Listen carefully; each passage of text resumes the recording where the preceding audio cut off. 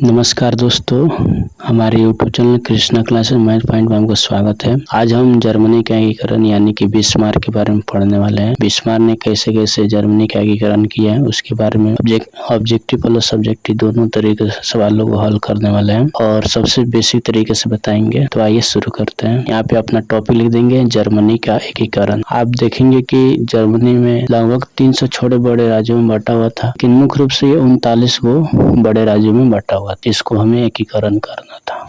तो यहाँ पे लिख देंगे लगभग 300 छोटे बड़े राज्यों में बांटा हुआ था।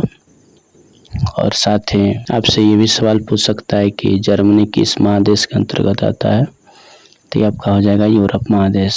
आप देखेंगे कि इटली और जर्मनी ये दोनों का एकीकरण जो था दोनों सेम हो रहा था। तो इटली और जर्मनी का दोनों में सबसे बड़ा बाधा जो था ऑस्ट्रिया था। ठीक है, ये भी सवाल पूछा जाता है ऑब्जेक्टिव में कि इटली तथा जर्मनी के एकीकरण में सबसे बड़ी बाधा क्या थी, तो ऑस्ट्रिया थी। ठीक है, एक समय की बात है कि जब आप देखेंगे जर्मनी के एकीकरण में प्रासा के एक शासक हुआ करता था जिसका नाम फ्रेडरिक विलियम चतुर्थ। उसकी मृत्यु के बाद विलियम प्रथम प्रासा का शासक बना। विलियम प्रथम को मानना था कि ऑस्ट्रिया तथा फ्रांस को पराजित किए बिना जर्मनी का एकीकरण संभव नहीं है। इसने कुछ यहाँ पे लिख सकते हैं कि विलियम प्रथम का मानना था कि ऑस्ट्रिया तथा फ्रांस को पराजित किए बिना जर्मनी का एकीकरण असंभव है। इसलिए यहाँ पे विलियम प्रथम ने बिस्मार्क का अपना चांसलर यानी कि प्रधानमंत्री 1862 में नियुक्त किया।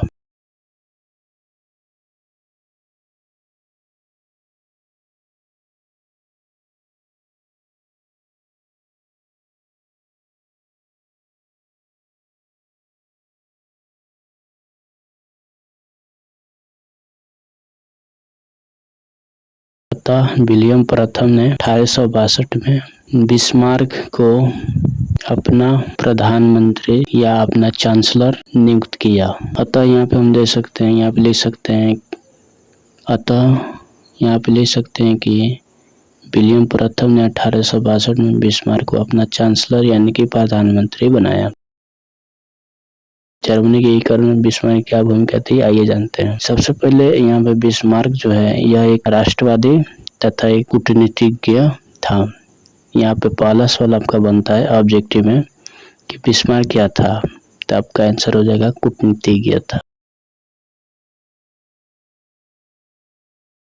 बिस्मार्क का मानना था कि जर्मनी का एकीकरण बौद्धिक भाषाओं से नहीं बल्कि रक्त और लौह की नीति से होगा। यानी कहने का मतलब था यहाँ पे भाषण देने से जर्मनी का एकीकरण यानी समझाने बुझाने से यहाँ पे जर्मनी का एकीकरण नहीं होने वाला है। यहाँ पे रक्त और तलवार की नीति अपनाना पड़ेगा, यानी युद्ध के बिना जर्मनी का एकीकरण संभव नहीं है। इसलिए बिस्मार्क ने रक्त और लौह का नीति अपनाया। इनका मानना था कि जर्मनी का एकीकरण बौद्धिक भाषण से नहीं बल्कि रक्त और लौह की नीति से होगा।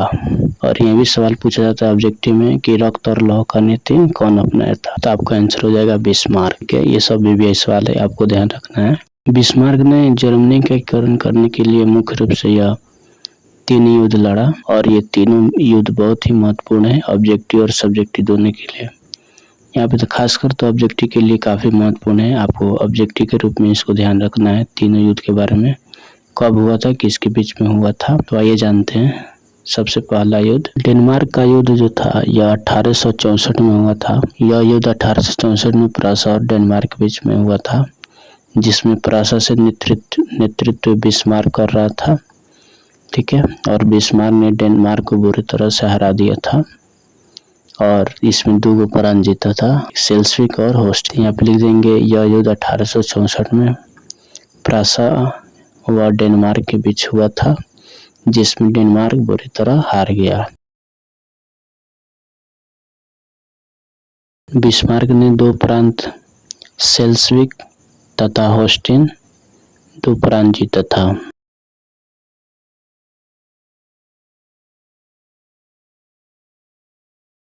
अब देखेंगे बिस्मार्क का अगला युद्ध यानी कि दूसरा युद्ध। बिस्मार्क का दूसरा युद्ध जो था यह सेडेवा का युद्ध था और सेडेवा का युद्ध जो था 1866 में ऑस्ट्रिया और प्रासा के बीच हुआ था। सेडेवा का युद्ध जो था 1866 में प्रासा तथा ऑस्ट्रिया के बीच लड़ा गया था, जिसमें सेडेवा के युद्ध में सबसे पहले आपको सबसे महत्वपूर्ण जो है आपको इसमें यहाँ पे डेट याद रखना है। जैसे सिडेवा का युद्ध कब हुआ था, ये ऑब्जेक्टिव में पूछ सकता है। आपका सिडेवा का युद्ध जो था 1866 में हुआ था, इसको ध्यान रखना है। और इसमें यह जो युद्ध था प्रासा और ऑस्ट्रिया के बीच में हुआ था। यह युद्ध होस्टिन के अधिकार को लेकर था हुआ था, जिसमें ऑस्ट्रिया की बहुत बुरी तरह से हार हुई थी। और इस युद्ध को एक और नाम से जानते हैं 7 हफ्तों का युद्ध, यानी सिडेवा का युद्ध को एक और नाम दिया गया है 7 हफ्तों का युद्ध।